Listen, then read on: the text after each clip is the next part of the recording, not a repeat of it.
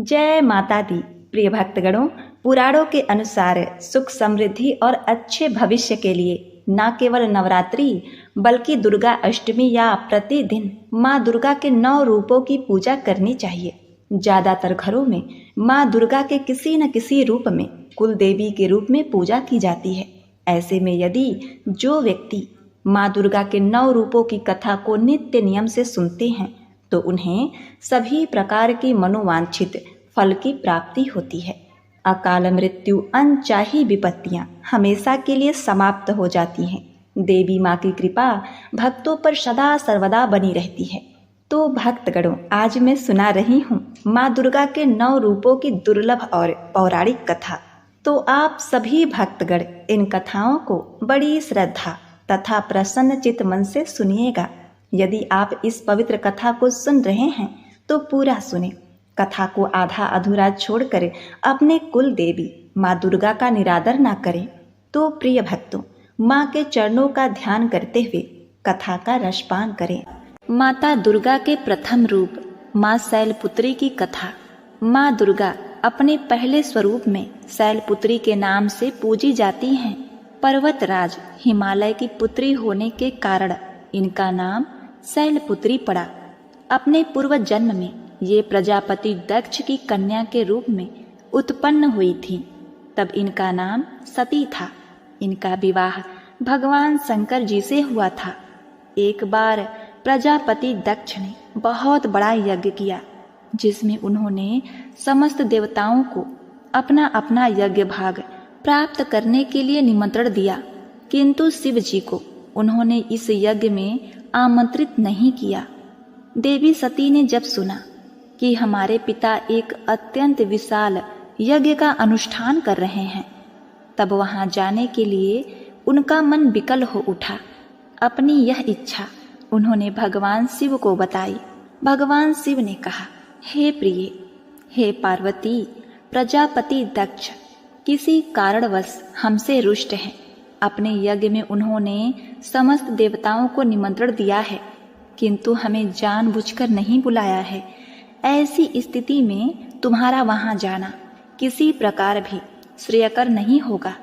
भोलेनाथ की इस उपदेश से देवी सती का मन शांत नहीं हुआ। पिता का यज्ञ देखने और वहां जाकर माता बहनों से मिलने की उनकी व्यग्रता किसी प्रकार भी कम ना हो सकी। माता सती के हठ को देखकर शिवजी कुछ न कर सके और माता सती पिता के घर पहुंच गई। पिता के घर पहुंचकर देखा कि कोई भी उनसे आदर और प्रेम से बातचीत नहीं कर रहा है। केवल उनकी माता ने ही उन्हें स्नेह से गले लगाया। परिजनों के इस व्यवहार से देवी सती को बहुत दुख हुआ। उन्होंने यह देखा कि वहां भगवान शिव के प्रति तिरस्कार का भाव भरा हुआ है। दक्ष ने उनके प्रति कुछ अपमानजनक शब्द भी कहे। यह सब देखकर माता सती का हृदय ग्लानि और क्रोध से संतप्त हो उठा। उन्होंने सोचा कि परमेश्वर भोलेनाथ जी की बात न मानकर यहाँ आकर मैंने बहुत बड़ी गलती की है। वह अपने पति भगवान शिव के इस अपमान को न सह सकी। उन्होंने अपने इस रूप को तत्काल वहीं योगाग्नि द्वारा जलाकर भस्म कर दिया। वज्रपात के समान इस दारुण दुखद घटना को सुनकर शिवजी क्रुद्ध हो गए। अपने गणों को भेजकर दक्ष के उस यज्ञ का पूर्णतः विध्वंस कर दिया। सती ने योगाग्नि द्वारा अपने शरीर को भस्म कर अगले जन्म में शैलराज हिमवान की पुत्री के रूप में जन्म लिया। वह शैलपुत्री के नाम से विख्यात हुई। पार्वती, हेमवती उन्हीं के नाम हैं। प्रिय भक्तगणों, इस जन्म में भी शैलपुत्री देवी का विवाह भगवान शिव जी से हुआ। कहा जाता है कि नवरात्र के प्रथम दिन यानी प्रतिपदा को जो भी भक्त माँ शैलपुत्री के दर्शन करता है, उनके कथा को सुनता है, तो उनके सारे वैवाहिक जीवन के कष्ट दूर हो जाते हैं। चूंकि माँ शैलपुत्री का वाहन वृषभ है, इसीलिए उन्हें वृषारूढ़ा भी कहा जाता है। उनके बाएं हाथ में कमल और दाएं हाथ में त्रिशूल रहता है। प्रिय भक्तगणों, प्रेम से बोलिए माता शैलपुत्री की जय। जय माँ भवानी। ओम नमः शिवाय। माँ ब्रह्मचारिणी की बड़ी ही दुर्लभ तथा पौराणिक कथा। ब्रह्मचारिणी देवी का स्वरूप पूर्ण ज्योतिर्मय एवं अत्यंत भव्य है। उनके दाहिने हाथ में जप की माला और बाएं हाथ में कमंडल रहता है। अपने पूर्व जन्म में जब ये हिमालय के घर पुत्री के रूप में उत्पन्न हुई थी, तब नारद जी के उपदेश से उन्होंने भगवान शंकर जी को पति के रूप में प्राप्त करने के लिए अत्यंत कठिन तपस्या की थी। इसी दुष्कर तपस्या के कारण इन्हें तपछारणी अर्थात ब्रह्मचारिणी के नाम से अभिहित किया गया। 1000 वर्ष उन्होंने केवल फल फूल खाकर व्यतीत किए थे। 100 वर्षों तक केवल शाक निर्वाह किया था। कुछ दिनों तक कठिन उपवास रखते हुए खुले आकाश के नीचे वर्षा और धूप के भयानक कष्ट सहे। इस कठिन तपस्या के बाद 30,000 वर्षों तक केवल जमीन पर टूटकर गिरे हुए बेलपत्र को खाकर वह भगवान शिव जी की आराधना करती रही। इसके बाद उन्होंने सूखे बेलपत्र को खाना भी छोड़ दिया। कई हजार वर्षों तक निर्जल और निराहार तपस्या करती रही। प्रिय भक्तगणों, पत्तों को भी खाना छोड़ देने के कारण उनका नाम अपर्णा भी पड़ गया। 1000 वर्षों की कठिन तपस्या के कारण ब्रह्मचारिणी देवी का यह पूर्व जन्म का शरीर एकदम क्षीर्ण हो गया। वह अत्यंत कृशकाय हो गई, सूख के काटा हो गई। उनका शरीर पूरी तरह से सूख गया। उनकी यह दशा देखकर उनकी माता मैना रानी अत्यंत दुखी हो उठी। उन्होंने उन्हें उस कठिन तपस्या से विरत करने के लिए आवाज लगाई, उमा, अरे ओ उमा। तब से देवी ब्रह्मचारिणी का पूर्व जन्म का नाम उमा भी पड़ गया था। उनकी इसी तपस्या से तीनों लोकों में हाहाकार मच गया। देवता, ऋषि, सिद्धगण, मुनि सभी ब्रह्मचारिणी देवी की इस तपस्या को अभिभूतपूर्व बतलाते हुए उनकी सराहना करने लगे। अंत में पितामह ब्रह्मा जी ने आकाशवाणी के द्वारा उन्हें संबोधित करते हुए प्रसन्न स्वर में कहा, हे देवी, आज तक किसी ने भी ऐसी कठोर तपस्या नहीं की थी। ऐसी तपस्या तुम्ही से संभव थी। तुम्हारे इस अलौकिक कृत्य की चतुर्दिक सराहना हो रही है। तुम्हारी मनोकामना परिपूर्ण होगी। भगवान चंद्रमौली शिव जी तुम्हें पति रूप में प्राप्त होंगे। अब तुम तपस्या से विरत होकर घर लौट जाओ। शीघ्र ही तुम्हारे पिता तुम्हें बुलाने आ रहे हैं। प्रिय भक्तगणों, माँ ब्रह्मचारिणी के इस कठोर तपस्या को देखते हुए भगवान शिव जी ने कई बार उनकी परीक्षा भी ली। उस परीक्षा में देवी माँ उत्तीर्ण हुई और इससे प्रसन्न होकर महादेव भगवान भोलेनाथ ने माता ब्रह्मचारिणी को अपनी अर्धांगिनी स्वीकार किया, उन्हें आशीर्वाद दिया तथा उनसे विवाह किया। माँ दुर्गा का यह दूसरा स्वरूप भक्तों और सिद्धों को अत्यंत फल देने वाला है। माता ब्रह्मचारिणी की जय। ओम नमः शिवाय। माँ चंद्रघंटा की पौराणिक कथा। अपनी कठोर तपस्या से भगवान शिव को वापस जीतने के बाद देवी पार्वती राजा हिमवान के महल में लौट आईं। राजा हिमवान और देवी मैनावती अपनी पुत्री को अपने तपस्या में सफल देखकर बहुत ही प्रसन्न होते हैं। शिव और माता पार्वती के विवाह का दिन आ गया। सभी देवता इस बात से बहुत प्रसन्न थे कि उनके भगवान का विवाह हो रहा है। भगवान शिव के सभी गण उनकी बारात के साथ राजा हिमवान के महल में गए। वह तो भोलेनाथ हैं, उनका नाम ही शिव है, जो शुभता को धारण करते हैं। उन्हें बाहरी दिखावे और औपचारिकताओं के पालन की क्या परवाह है। वह जैसे थे वैसे ही विवाह के लिए आगे बढ़े। वासुकी और तक्षक जैसे सबसे भयानक सांपों के साथ उनकी माला, कंगन, कमरबंद और बालियां थीं।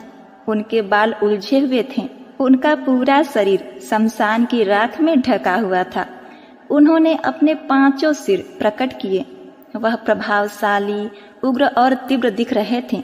वह बारात में राजसी घोड़ों पर सवार अन्य लोगों के विपरीत एक बैल पर सवार होकर आए थे। मैना देवी माता पार्वती की माँ, जो अपनी दामाद पर नजर डालने की उम्मीद से प्रतीक्षा कर रही थी, जिसके लिए उनकी बेटी ने इतनी कठोर तपस्या की थी, भगवान शिव के प्रकट होने पर हैरान और निराश हो गई। उनका रूप न केवल अरुचिकर था, बल्कि वे अत्यंत अनियंत्रित और विचित्र रूपों से घिरे हुए थे। भूत, प्रेत और पिशाच बम बम भोले के नारों से वातावरण को गुंजायमान कर रहे थे। भूत, पिशाच, साधु और अघोरी बारात में शामिल हुए। गण इतने उत्साहित थे कि उनकी मर्यादा के लिए कोई जगह ही नहीं थी। उनकी खुशी स्पष्ट थी, लेकिन यह किसी भी तरह से कोई सुंदर या सुखद दृश्य नहीं था। इस तथ्य को पचाने में असमर्थ माता मैना देवी ने सोचा, उनकी शाही कोमल बेटी अब अपने पति जैसे आतंकित स्वभाव वाले व्यक्ति के साथ कैसे प्राणियों के बीच रहेगी। मैना देवी अचेत हो गई। देवी पार्वती ने शिव तत्व को गहराई से आत्मसात कर लिया था, और जैसा कि हमने उनके ब्रह्मचारिणी रूप में देखा, वह सप्त ऋषियों के लिए शैव सिद्धांत की गुरु भी थी। फिर भी अपनी पूरी करुणा के साथ उन्होंने एक माँ के रूप में मैना देवी की दुर्दशा को समझा। भोलेनाथ को शांत होने और विवाह के लिए एक सुखद स्वरूप प्रस्तुत करने के लिए मनाने के लिए गई। अब देखिए, देवी पार्वती ने स्वयं उनके तीव्र रूप से मेल खाने के लिए क्षण भर के लिए उग्र रूप धारण कर लिया। उनके 10 हाथों में विभिन्न शस्त्र थे और उनके मुकुट पर एक घंटी के आकार का चंद्रमा था। देवी के इस रूप को चंद्रघंटा रूप में पूजा जाता है। माँ के इस रूप ने भगवान शिव के रौद्र रूप को शांत किया और उनके उपद्रवी गणों को वश में किया। चंद्रघंटा के उग्र और तेजस्वी रूप को मानते हुए माँ ने शिव से सौम्य रूप धारण करने का आग्रह किया, जिस पर वह तत्पश्चात सहमत हो गए। उनके अनुरोध पर शिव जी ने अपना भयानक रूप त्याग दिया और भगवान विष्णु को सबसे आकर्षण दूल्हे के रूप में उनका श्रृंगार करने दिया। भगवान शिव को इस रूप में चंद्रशेखर या सुंदरेश्वर के नाम से जाना जाता है। देवी पार्वती ने शिव जी के प्रति अपना प्रेम दिखाने के लिए, जिनकी जटाओं पर हमेशा आधा चंद्रमा रहता है, अपने माथे पर आधा चंद्रमा सजाया। भव्य विवाह के बाद देवी पार्वती एक शालीन नई दुल्हन के रूप में भगवान शिव के साथ गई। भगवान शिव अभी भी ध्यान में डूबे थे और देवी पार्वती एक बार फिर हर दिन उनकी गुफा को साफ करती और उनकी सभी जरूरतों का प्रेम से ख्याल रखती थी। धीरे धीरे देवी पार्वती ने कैलाश पर अपना नया घर स्थापित कर दिया। इस बीच तारकासुर बेचैन हो रहा था। अब तो शिव और उनकी शक्ति एकजुट हो गए थे, इसीलिए तारकासुर भयभीत था। उसने नवविवाहितों के जीवन में सौंदर्य को बाधित करने के लिए एक दुष्ट चमगादड़ राक्षस जतुकासुर को भेजा। जबकि भगवान शिव घोर तपस्या में लीन थे और माता पार्वती अपने घर के काम काज में, जतकासुर पूरी चमगादड़ सेना के साथ कैलाश पहुंचा। जतकासुर और उसकी चमगादड़ सेना ने आकाश को केवल अपने पंखों से ढक लिया। उन्होंने माँ पार्वती के नव सजाए घर को उजाड़ना शुरू कर दिया। अभी भी एक संकोची दुल्हन और राक्षसों और असुरों के तरीकों में माँ पार्वती ने शक्तिशाली नंदी की मदद लेने का फैसला किया, लेकिन नंदी जी कहीं नहीं मिले। इसी बीच भगवान शिव के अन्य गणों ने जतकासुर और उसकी शक्तिशाली सेना से सुरक्षा के लिए उनसे प्रार्थना किया, क्योंकि उन्हें बार बार जतकासुर के हाथों हार का सामना करना पड़ रहा था और भगवान शिव अभी भी गहरी तपस्या में लीन थे। तब माता पार्वती स्वयं शिव से मिलने गई। उन्होंने उनसे इस स्थिति से बाहर निकलने का मार्गदर्शन करने के लिए विनती की। फिर भी अपने तप से विचलित न होते हुए भगवान शिव ने उन्हें भीतर से सशक्त करने का निर्णय लिया। भगवान शिव अपनी साधना में गहरे थे। तभी माता पार्वती को जटासुर से स्वतंत्र रूप से लड़ने की प्रेरणा मिली। अकेले उन्होंने जटासुर से युद्ध करने का फैसला किया। वह गुफा से बाहर निकली और उन्होंने देखा कि आकाश अभी भी अंधेरा था, चमगादड़ों के पंखों से ढका हुआ था। उन्होंने चंद्रदेव से प्रार्थना किया कि वह उनके लिए युद्ध के मैदान को रोशन करने के लिए उनके माथे पर आराम करें। युद्ध के मैदान में उनकी सहायता करने के लिए हिमालयी भेड़ियों का एक झुंड उनकी सहायता के लिए दौड़ा। देवी पार्वती को जल्द ही पता चल गया कि जटासुर आकाश में चमगादड़ों द्वारा सक्रिय था। इसीलिए वह युद्ध के मैदान में एक विशाल घंटा 1 घंटा लेकर आई। घंटी इतनी जोर से बजी कि चमगादड़ों ने आसमान साफ कर दिया। जैसे ही भेड़ियों में से एक ने जटासुर पर आक्रमण किया, देवी पार्वती ने जटासुर के सिर पर घंटे से प्रहार किया, जिससे वह एक ही झटके में मर गया। माथे पर चंद्र और हाथ में घंटा लिए देवी के इस रूप को ब्रह्मदेव ने देवी चंद्रघंटा के रूप में महामंडित किया। प्रिय दर्शकों, यह कथा इस बात का प्रतीक है कि अपने अंदर की शक्ति को पहचानने के लिए हमें दैवी प्रेरणा की आवश्यकता है। जैसे कि भगवान शिव ने माता पार्वती को बताया, चंद्रघंटा के रूप में युद्ध करके पास मौजूद अपार शक्ति का एहसास कराने के लिए घंटे के आकार के अर्धचंद्र से सुशोभित सुनहरे रंग वाली और 10 भुजाओं वाली वह सुनहरे शेर पर सवार हैं। 8 कोमल हाथों में त्रिशूल, गदा, तीर, धनुष, तलवार, कमल, घंटी, एक रुद्राक्ष माला और कमंडल युक्त पानी का बर्तन है, जबकि उनका एक हाथ अभय मुद्रा, भय को दूर करने वाली मुद्रा में है। उन्होंने नारंगी रंग के वस्त्र पहने हैं।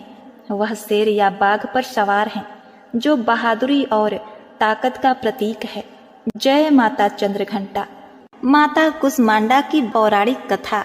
यह उस समय की बात है जब ब्रह्मांड अंधकार से भरे हुए एक शून्य के समान था, लेकिन फिर दिव्य प्रकाश की एक किरण चारों ओर फैली। अंधेरा उजालों में परिवर्तित होने लगा। उस प्रकाश की कोई सीमा नहीं थी। सहसा प्रकाश एक दिव्य देवी के रूप में बदल गई। वह कोई और नहीं बल्कि खुद देवी माता कुष्मांडा थीं।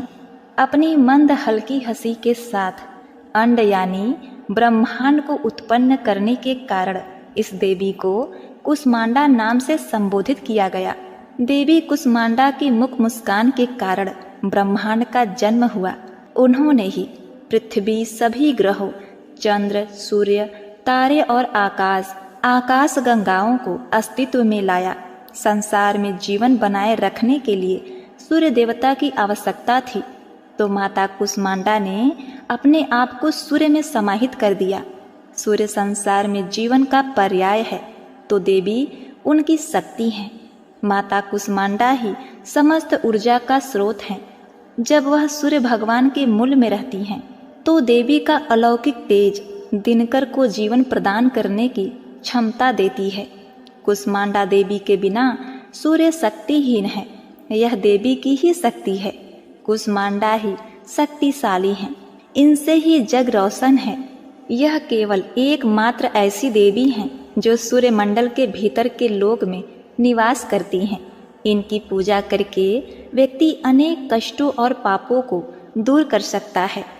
माता कुष्मांडा की स्तुति करने से आयु, यश, शक्ति, बुद्धि होती है और साथ ही सभी रोगों से मुक्ति मिलती है।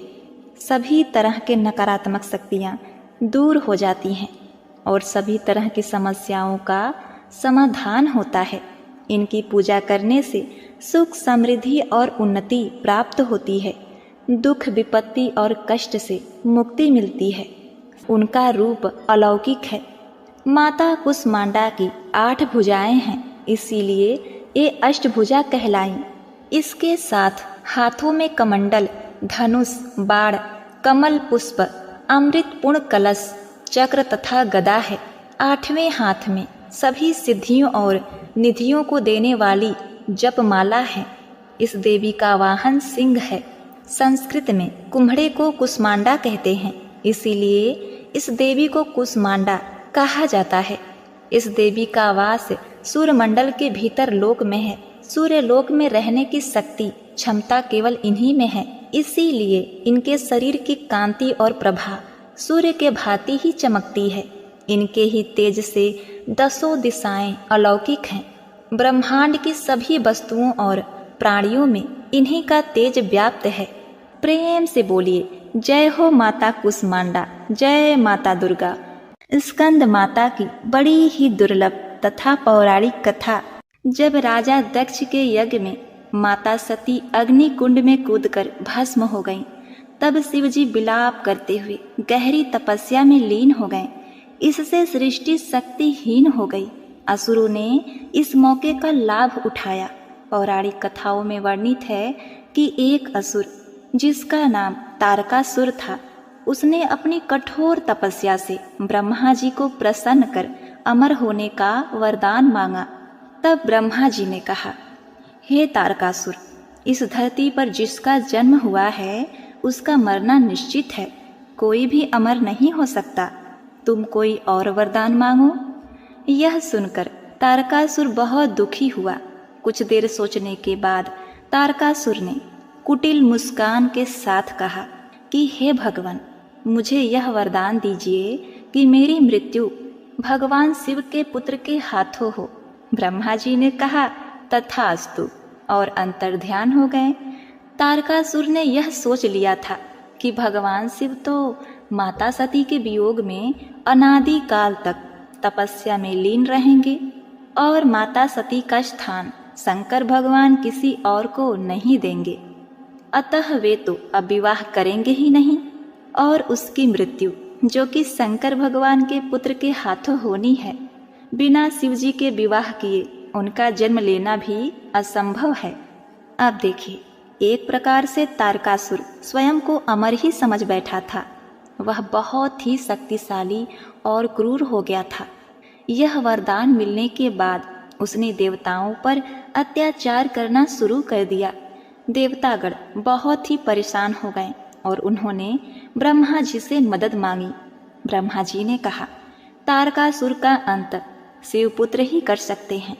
यह सुनकर इंद्र और समस्त देवतागण भगवान शिव के पास पहुँचे।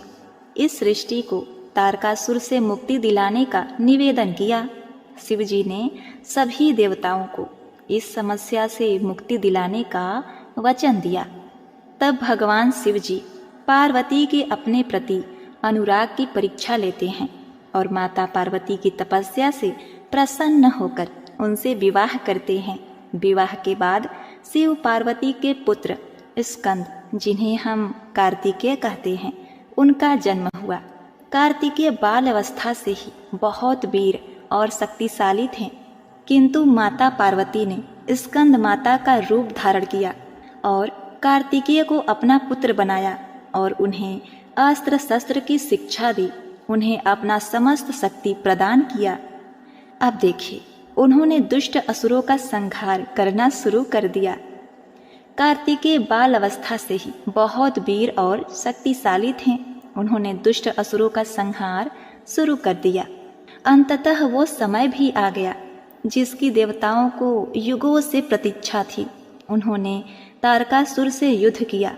एक भयंकर युद्ध हुआ जिसमें कार्तिकेय ने तारकासुर का वध कर दिया। देवताओं ने भगवान कार्तिकेय की वीरता की प्रशंसा की और उन्हें देवताओं का सेनापति बनाया। स्कंद माता की 4 भुजाएं हैं, जिसमें दाहिनी तरफ की ऊपर वाली भुजा से 6 शीशों वाले भगवान स्कंद को गोद में पकड़े हुए हैं और दाहिने तरफ की नीचे वाली भुजा जो कि ऊपर की ओर उठी है, उसमें कमल का फूल है। बाईं तरफ की ऊपर वाली भुजा पर आशीर्वाद मुद्रा में है और नीचे वाली भुजा में कमल का फूल है। ये भगवान स्कंद कार्तिकेय की माता हैं। इनका वर्ण संपूर्ण शुभ है। ये कमल के आसन पर विराजमान है। इनका वाहन सिंह है। इसी कारण इन्हें पद्मसना देवी भी कहा जाता है। स्कंद माता सूर्यमंडल की अधिष्ठात्री देवी हैं। इनका उपासक अलौकिक तेज और कांति से युक्त होता है। स्कंद माता की उपासना से भक्त की सभी इच्छाएं पूर्ण होती है और मोक्ष का मार्ग सुलभ होता है। स्कंद माता का मुख्य मंत्र इस प्रकार है: चंड वीरा चंड माया चंड मुंड प्रहज्जनीम ता नमामि च देवसी चंडिकाम चंड विक्रामम। एक बार प्रेम से बोलिए स्कंद माता की जय। जय माँ भवानी। ओम नमः शिवाय। माता कात्यायनी की बड़ी ही दुर्लभ तथा पौराणिक कथा। जब पृथ्वी पर असुरों का उत्पात बहुत बढ़ गया था, तब ऋषि मुनियों समस्त प्राणियों को दुष्ट असुरों के अत्याचार से मुक्ति दिलाने के लिए माँ आदि शक्ति कात्यायनी रूप में प्रकट हुई थी। कत नामक एक प्रसिद्ध ऋषि थे। उनके पुत्र का नाम कात्य ऋषि था। इन्हीं कात्य ऋषि के गोत्र में अति प्रसिद्ध महर्षि कात्यायन का जन्म हुआ। महर्षि कात्यायन माँ जगदम्बा के परम भक्त थे।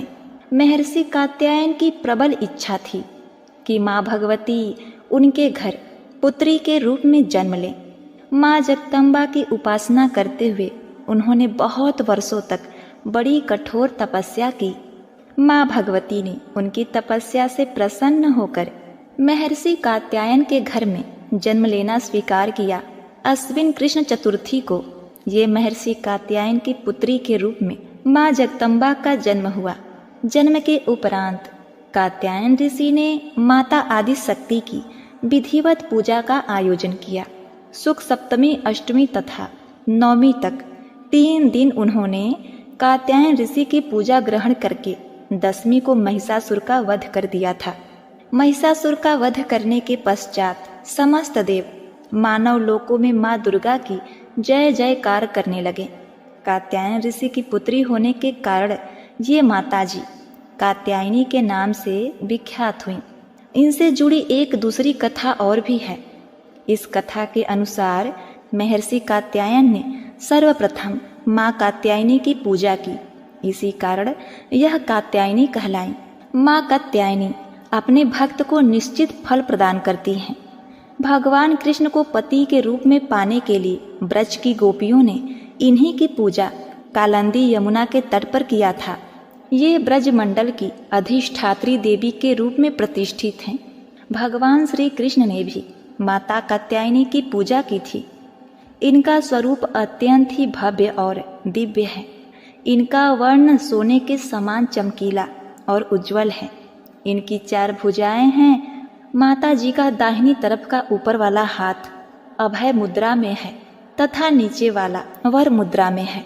बाईं तरफ के ऊपर वाले हाथ में तलवार और नीचे वाले हाथ में कमल पुष्प सुशोभित है। इनका वाहन सिंह है।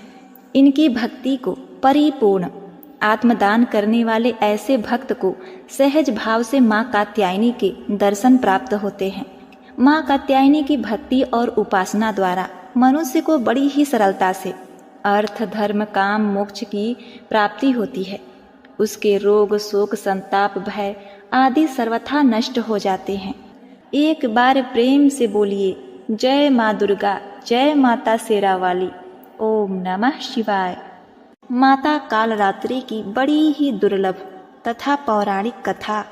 पौराणिक कथाओं के अनुसार शुंभ, निशुंभ और रक्त बीज नामक 3 दुष्ट दैत्य थे। इन तीनों ने मिलकर तीनों लोकों में हाहाकार मचा दिया था। समस्त प्राणियों और देवताओं के सामने जीवन संकट उत्पन्न हो गया था। इन दुष्ट दैत्यों के बल के आगे कोई भी अस्त्र शस्त्र टीक नहीं पा रहा था। अंत में परेशान होकर सभी देवतागण भगवान शिव के पास पहुँचे और उनसे समस्त प्राणियों और अपने प्राणों की रक्षा की गुहार लगाई। शिव जी ने देवताओं की व्यथा को समझते हुए उन्हें शीघ्र ही इन संकट से छुटकारा दिलाने एवं समस्त प्राणियों की सुरक्षा का वचन दिया। शिव शंकर जी को पता था कि इन दैत्यों का संहार माता पार्वती ही कर सकती हैं। तत्पश्चात भगवान शिव ने माता पार्वती से कहा, हे देवी, आप आदि शक्ति जगत जननी हैं। आपके तेज का सामना तीनों लोकों में कोई नहीं कर सकता है। आप इन दुष्ट राक्षसों का वध करके इस सृष्टि की रक्षा करें। शिव जी की आज्ञा पाकर माता पार्वती ने दुर्गा देवी का रूप धारण किया और शुंभ निशुंभ एवं रक्त बीज का वध करने निकल पड़ी। मगर उन दानवों को समाप्त करने में एक विकराल समस्या थी। रक्त बीज को यह वरदान मिला हुआ था, जहां भी उसके रक्त की एक भी बूंद नीचे गिरेगी वहां रक्त बीज जैसा दूसरा दानव उत्पन्न हो जाएगा, जिसके कारण उसका वध करना अत्यंत कठिन हो जाता था। माँ दुर्गा ने दानवों की सेना का संहार करना आरंभ कर दिया। भीषण युद्ध हो रहा था। ऐसा लगता था जैसे पृथ्वी रक्त से लाल हो जाएगी। माँ दुर्गा अपने सिंह पर सवार होकर दानवों के खेमे में प्रलय मचा रही थी। उनका रौद्र रूप देखकर दानव भय से कांप रहे थे। चारों तरफ रक्त और लाशों का अंबार लग गया था। सभी दानव काल के गाल में समा गए, मगर असल कार्य तो रक्त बीज का वध करना था। अब देखिए, माँ दुर्गा जब भी रक्त बीज पर प्रहार करती वो हंसने लगता और जहां भी धरती पर उसका रक्त गिरता सैकड़ों रक्त बीज पुनः उठकर माता से युद्ध करने लगते। माता समझ गई कि इसका वध करने के लिए इसका रक्त भूमि पर नहीं गिरने देना है। आदि शक्ति माता दुर्गा ने उसी क्षण अपने तेज से माँ कालरात्रि को उत्पन्न किया और जैसे ही माँ दुर्गा ने रक्त बीज का सर काटा, कालरात्रि ने उसका रक्त नीचे गिरने से पहले ही अपने मुंह में भर लिया और दूसरा रक्त बीज उत्पन्न ही नहीं हो सका। इस प्रकार माँ दुर्गा के स्वरूप कालरात्रि प्रकट हुई और रक्त बीज का वध हुआ। तभी से माँ कालरात्रि देवी के 7वें स्वरूप के रूप में स्थापित हैं। प्रिय भक्तगणों, इस दिन जो भी साधक व्रत करता है और माता की कथा का श्रवण करता है, उनका पूजन करता है, उसके लिए ब्रह्मांड की समस्त सिद्धियों का द्वार खुलने लगता है। उसके समस्त पापों विघ्नों का नाश हो जाता है। उसे अभय पुण्य लोकों की प्राप्ति होती है। माँ कालरात्रि दुष्टों का विनाश करने वाली हैं। कालरात्रि देवी दुर्गा का ही एक रूप है, जिसे दैत्य रक्त बीज के वध के लिए माता ने अपने तेज से उत्पन्न किया था। माँ दुर्गा की 7वीं शक्ति कालरात्रि के नाम से जानी जाती हैं। इनका शरीर का रंग काला है, जो अंधकार का प्रतीक है। इनके बाल बिखरे हुए हैं, जो इनकी उग्रता का प्रतीक है। इनके गले में बिजली की माला है, जो इनकी शक्ति का प्रतीक है। इनकी 3 आंखें हैं, जो इनके ज्ञान और दृष्टि का प्रतीक है। इनके नासिका के श्वास प्रश्वास से अग्नि की भयंकर ज्वालाएं निकलती रहती हैं। इनका वाहन दर्भग गधा है। ऊपर उठे हुए दाहिने हाथ की वर मुद्रा से सभी को आशीष प्रदान करती हैं। दाहिनी तरफ का नीचे वाला हाथ अभय मुद्रा में है। बाएं तरफ के ऊपर वाले हाथ में लोहे का कांटा तथा नीचे वाले हाथ में खड़क कटार है। माँ कालरात्रि का स्वरूप देखने में अत्यंत भयानक है, लेकिन ये सदैव शुभ फल ही देने वाली हैं। इसी कारण इनका नाम शुभंकरी भी है। अतः इनसे भक्तों को किसी प्रकार से भी भयभीत तथा आतंकित होने की कोई आवश्यकता नहीं। ये माता पूर्णतः ममतामयी हैं। प्रेम से बोलिए जय माँ काली, ओम नमः शिवाय। प्रिय भक्तगणों, अब आइए सुनते हैं माता काली की दूसरी कथा। ओम नमः शिवाय। जय माता काली। माता महागौरी की बड़ी ही दुर्लभ तथा पौराणिक कथा। पौराणिक कथा के अनुसार माता महागौरी का जन्म हिमालय राज के घर हुआ था। कहा जाता है भगवान शिव जी अपनी पहली पत्नी देवी सती की मृत्यु के कारण गहरी तपस्या में ध्यान में चले गए थे। भगवान शिव ने अपने ध्यान से बाहर आने से इनकार कर दिया। कई वर्षों तक सभी सांसारिक मामलों से दूर रहे। इसी बीच तारकासुर नामक एक राक्षस देवताओं को परेशान कर रहा था। देवताओं के अनुरोध पर देवी सती ने हिमालय की पुत्री माता शैलपुत्री के रूप में जन्म लिया। उन्हें माँ पार्वती भी कहा जाता था। माता पार्वती ने भगवान शिव को पाने के लिए कठोर तपस्या किया। उन्होंने सभी सांसारिक सुखों को भी त्याग दिया था। चूँकि वह राजकुमारी थी, लेकिन उन्होंने राजकुमारी की तरह रहना स्वीकार नहीं किया और बिना अन्न जल ग्रहण किए उन्होंने शिव जी की घोर तपस्या की। कहा जाता है कि माता पार्वती की घोर तपस्या के कारण ही उन्हें माता ब्रह्मचारिणी के नाम से जाना जाने लगा। हजारों वर्ष बीत गए, लेकिन माँ पार्वती ने हार नहीं मानी। ठंड, बारिश और तूफान से लड़ते हुए उन्होंने कुछ भी खाने या पीने से इनकार कर दिया। इससे उनकी त्वचा काली पड़ गई और उनका शरीर भी धूल, मिट्टी, पत्ते आदि से ढक गया। इस गंभीर तपस्या के कारण माँ पार्वती ने अपनी सारी चमक खो दी और बेहद कमजोर हो गई। अंत में लंबे समय के बाद भगवान शिव ने उनकी तपस्या पर ध्यान दिया। उन्होंने उनकी भक्ति का परीक्षा भी लिया और यह महसूस किया कि वह वास्तव में सती का ही रूप है। भगवान शिव माता पार्वती से विवाह करने के लिए तैयार हो गए, क्योंकि वह कमजोर हो चुकी थी और सभी प्रकार की गंदगी में ढकी हुई थी। भगवान शिव ने उन्हें शुद्ध बनाने का फैसला किया और उन्होंने अपने बालों से बहने वाली गंगा के पवित्र जल को माता पार्वती पर गिरा दिया। इस पवित्र जल ने माता पार्वती के शरीर की सारी गंदगी धो डाली और उनकी खोई हुई चमक उन्हें वापस प्राप्त हुई। जैसे ही शुद्ध और पवित्र जल उन पर गिरा, उनकी त्वचा ने अपना प्राचीन चमक वापस पा लिया और वे उत्कृष्ट चमकदार आभा में बदल गईं। उनका रंग चंद्रमा की चमक के समान उज्जवल हो गया, जिससे महादेव ने उनका नाम महागौरी रखा। तभी से उनका नाम महागौरी पड़ गया। जो दुधिया सफेद रंग गौर वर्ण वाली थी, शंख, चंद्रमा और कुंद फूल की सफेदी उनके सुंदर उत्तम सौंदर्य का मुकाबला नहीं कर सकती। शुद्ध सफेद साड़ी में लिपटी हुई, हीरे जड़ित आभूषण से सुसज्जित एक सफेद बैल पर भव्य रूप में बैठी हुई वह हजारों सूर्यों की चमक से चकाचौंध हो रही हैं। चतुर्भुजी 4 भुजाओं वाली होने के कारण वह 2 हाथों में एक त्रिशूल और एक डमरू रखती हैं, जबकि उनके अन्य 2 हाथ अभय और वर मुद्रा में प्रदर्शित हैं।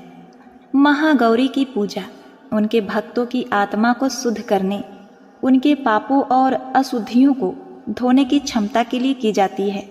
इनकी पूजा तथा कथा का श्रवण करने से सभी प्रकार के कष्ट दूर हो जाते हैं और अमोघ फल की प्राप्ति होती है।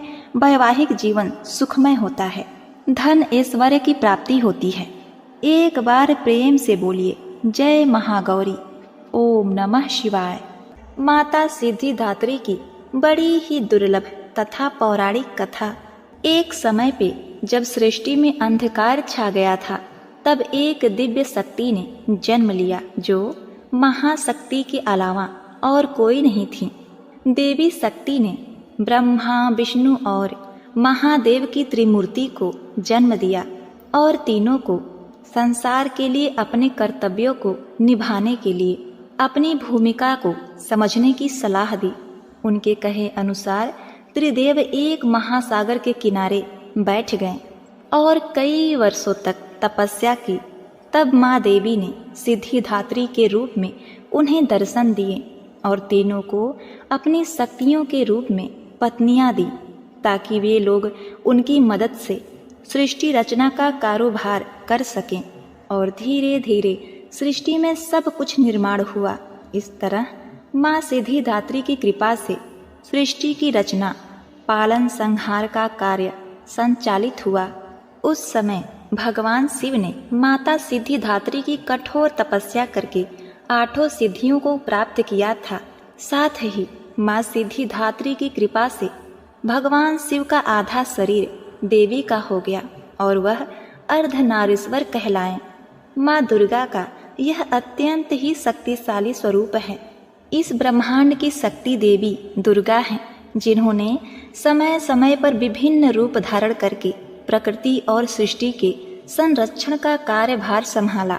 जब किसी दैत्य के सामने देवताओं के युद्ध कौशल कम पड़ जाया करते थे तो स्वयं माँ आदि शक्ति भवानी सिद्धिदात्री अपने पुत्रों का रक्षण किया। माता सिद्धिदात्री देवी दुर्गा जो न सिर्फ नारी शक्ति का स्वरूप है बल्कि भक्तों की आस्था का परम पात्र भी हैं। एक समय पर महिषासुर नामक एक भयंकर राक्षस ने चारों ओर हाहाकार मचा दिया। वह जहाँ तहाँ मौत का नाच नाचता था और उसके गढ़ ऋषियों के यज्ञों में विघ्न उत्पन्न करते थे। महिषासुर को वरदान प्राप्त था कि कोई भी देव, पशु या नर उसका वध नहीं कर सकता, इसीलिए स्वयं त्रिदेव भी उसको मारने में असमर्थ थे। निरंकुश दैत्यराज महिषासुर ने अपने वरदान को कवच के रूप में उपयोग करते हुए देवलोक में भी अपना आधिपत्य जमा लिया और देवों को वहां से निकाल फेंका। देवताओं के यज्ञ भाग को भी उसने अपने वश में कर लिया। दैत्यराज से परेशान होकर सभी देवता त्रिदेव के पास गए और उनकी स्तुति करने लगे। सभी देवता के मुख पर चिंता का कारण त्रिदेव पहले से जानते थे। यह सब हाल जानकर भगवान शिव मुस्कुराए और बोले, हे नारायण, अब समय है कि हम सभी अपने तेज से इस जग की रक्षिका देवी दुर्गा का आवाहन करें। यह सुनकर स्वयं ब्रह्मदेव और नारायण ने भी हामी भरी। इसके बाद स्वयं भगवान शिव, भगवान विष्णु और ब्रह्मदेव के शरीर से तेज उत्पन्न हुआ और वो एक जगह आकर मिल गया। इसके बाद वहाँ जितने भी देवता उपस्थित थे सभी के शरीर से महातेज उत्पन्न हुआ और सभी त्रिदेवों के उस परम तेज में आ मिले। उस दिव्य तेज ने एक सुंदर स्त्री का रूप ले लिया।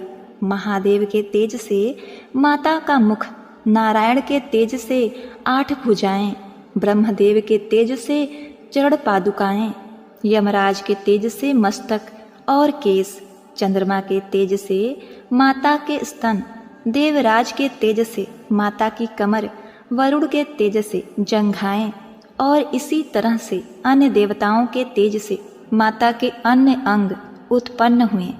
सभी ने मिलकर माता को श्रेष्ठ अस्त्र शस्त्र दिए। महादेव ने अपने त्रिशूल से शूल, नारायण ने अपने चक्र से एक दिव्य चक्र, महादेव ने एक दिव्य कमंडल, देवराज इंद्र ने एक दिव्य और शक्तिशाली वज्र, सागर ने सुंदर रत्नों से सजे आभूषण, कभी मैली न होने वाले वस्त्र और मुकुट दिए। वरुण ने शंख, हिमालय ने माता को सवारी रूप में सिंह और इसी प्रकार देवशिल्पी विश्वकर्मा ने माता को दिव्य अस्त्र और शस्त्र निर्माण करके दिए। माता का यह स्वरूप अत्यंत तेजस्वी और भयंकर था। देवी के इस विशाल और भव्य स्वरूप को देखकर सभी देवताओं ने करबद्ध होकर उनकी स्तुति की तथा देवी पर पुष्प वर्षा की। माता ने प्रसन्न होकर कहा, हे देवों, कहो मेरा प्रादुर्भाव किस प्रयोजन से किया है? मैं अत्यंत प्रसन्न हूँ, मुझे बताओ, मैं तुम्हारी समस्या का हल किए देती हूँ। जिसके बाद देवताओं ने सारा हाल कह सुनाया। इसके बाद रण क्षेत्र में माता ने विकराल रूप धारण कर पहले दैत्यराज की सेना का विध्वंस किया और बाद में महिषासुर को भी मार दिया। इसी तरह से पूर्व समय में दुर्गम नामक एक महाबली असुर था। उसने भगवान ब्रह्मा की कठोर तपस्या करके अद्भुत वरदान प्राप्त कर लिया। वरदान के प्रभाव से दुर्गम सुर ने वेदों का अपहरण कर लिया, जिससे सारी धार्मिक क्रियाएं, भावनाएं लुप्त हो गई। दुर्गम सुर ने अहंकार के वश होकर संसार को अपमानित और पीड़ित कर रखा था। घोर अकाल पड़ गया। जीव अन्न और जल के लिए छटपटाने लगे। तीनों लोकों में त्राही त्राही मची। देवता भी यह सब देखकर डरे हुए थे। सभी देवता माँ भवानी के शरण में गए, प्रार्थना करने लगे, हे माँ भवानी, हे माँ सिद्धिदात्री, आप असुरों का संहार करने वाली, आपने शुंभ निशुंभ, चंड मुंड, मधु कैटभ, महिषासुर आदि दैत्यों का वध कर हमारी रक्षा की है। हे माता, आपने हमें आशीर्वाद दिया था कि जब भी हम पर संकट आएगा आप हमारा उद्धार करेंगी। उसी प्रकार से हे भगवती, दुर्गम सुर का वध कर हमारी रक्षा कीजिए। देवताओं की विनती से प्रसन्न होकर माँ भगवती ने जल की अनन्य धाराएं प्रवाहित कर चारों ओर जल ही जल प्रवाहित कर दिया। गायों के लिए घास, अन्य जीवों को अन्न जल से तृप्त किया। समस्त संसार की रक्षा कर सुरक्षा चक्र का घेरा बनाकर स्वयं बाहर बैठ गई। दुर्गम सुर ने यह सब देख चिंतित होकर देवी माँ पर असुरों की सेना ने आक्रमण कर दिया। तभी सुंदर सलोनी माँ भगवती ने अस्त्र शस्त्र से सुसज्जित होकर विराट रूप धारण करके समस्त असुरों का वध कर त्रिशूल से दुर्गमासुर का वध कर संसार में धर्म की स्थापना की।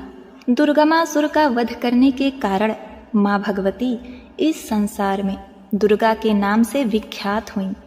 नव दुर्गा में माँ सिद्धिदात्री अंतिम है। अन्य 8 दुर्गाओं की पूजा उपासना शास्त्रीय विधि विधान के अनुसार करते हुए भक्त दुर्गा पूजा नवमी के दिन इनकी उपासना में प्रविष्ट होते हैं। इन सिद्धिदात्री माँ की उपासना पूर्ण कर लेने के बाद भक्तों और साधकों की लौकिक परलौकिक सभी प्रकार की कामनाओं की पूर्ति होती है।